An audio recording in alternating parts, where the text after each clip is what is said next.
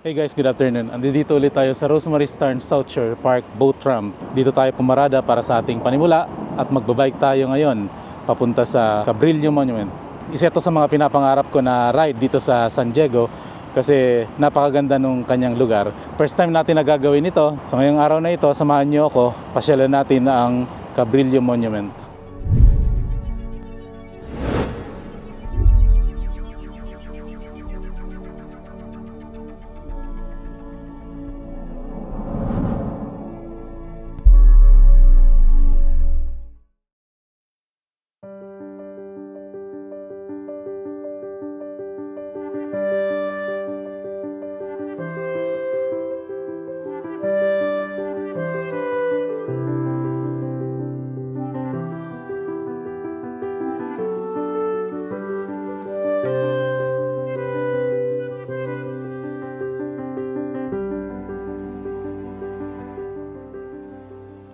So kakapasok lang natin dito sa bungad nitong Cabrillo National Monument.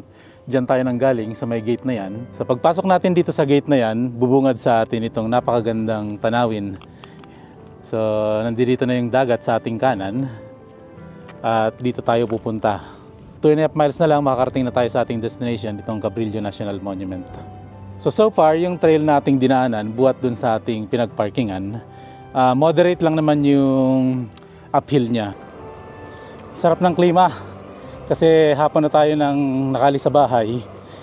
Tinanghali na tayo ng gising dahil pumasok pa ako kaninang actually kagabi. Then umuwi ako ng alas 3 ng madaling araw. So, dito na pala yung yung libingan sa aking kaliwa. So try nating pumasok dito sa cemetery niya. Tingnan natin.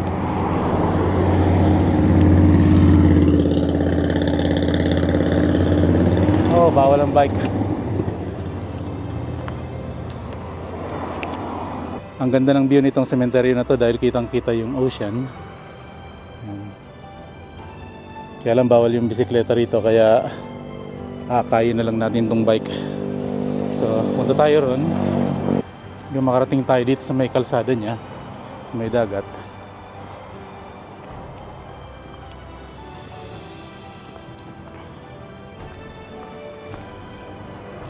So ito mga nakikita ko ditong mga nakalibing, mga nag-serve pa sila nung World War II sa kung saang mga bansa, Vietnam, Korea, Japan.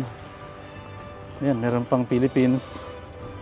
So ang daming mga mga nakalibing dito. Puro sila mga nag-serve sa United States Armed Forces.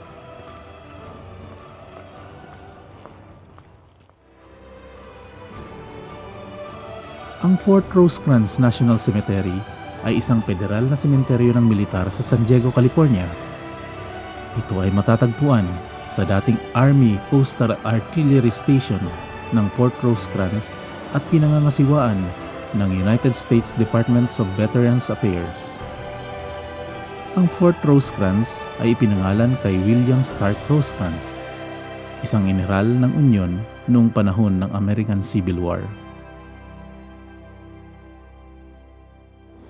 So, andito na yung gate ng Cabrillo National Monument. Tingnan natin kung magkano ang ating babayaran para makapasok tayo dito. May nakalagay dito, $10 yung walker sa biker. Ayan.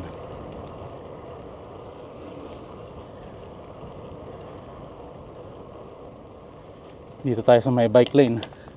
Sana tumatanggap sila ng Apple Pay kasi wala akong dalang cash or credit card. Titigil tayo rito. Check.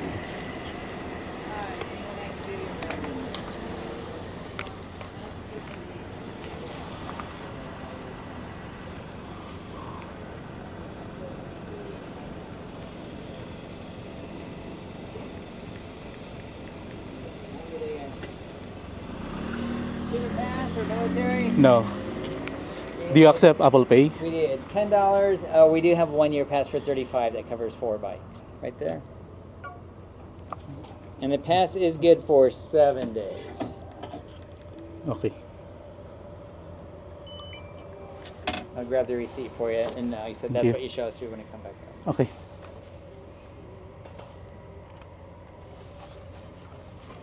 There you go. Thank Have a you so good day. much. So ayan, nakapagbayad na tayo ng $10. Pag 1 year daw, $35. Ngayon lang naman ako pupunta siguro dito, kaya hindi ko inabil yung annual pass. Papakita raw itong itong resibo na to pag labas. Dito muna tayo sa visitor center bago natin i-explore yung ibang lugar.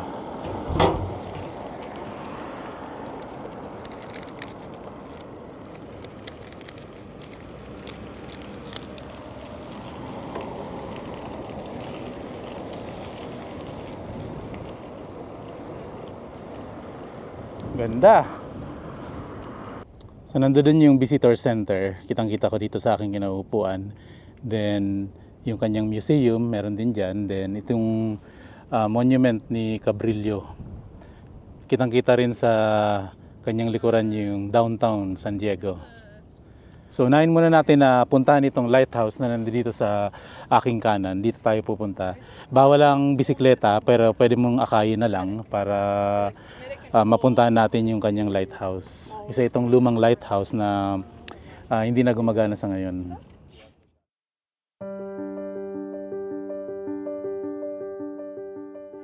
Ang lumang Point Loma Lighthouse ay ang pinakamataas na lugar sa parke. Isinara ang parola noong 1871 at nagsisilbi na lamang isang museo sa kasalukuyan.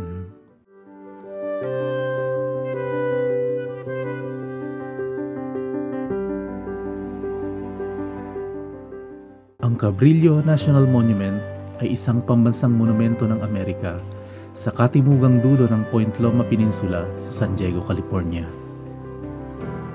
Ginugunita nito ang pagdaong ni Juan Rodriguez Cabrillo sa San Diego Bay noong Setyembre 28, 1542.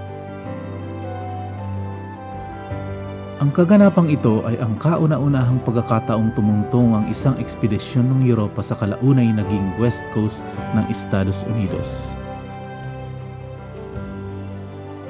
Sa maaliwalas na araw, makikita ang malawak na kalawakang karagatang Pasipiko, Coronado Islands at Tijuana, Mexico. So magsasarado na in 30 minutes itong Cabrillo Monument. Yung ticket na ating binayaran, good for 7 days naman yun. Kaya kung gusto pa natin ditong bumalik sa mga susunod na araw, pwede pa naman.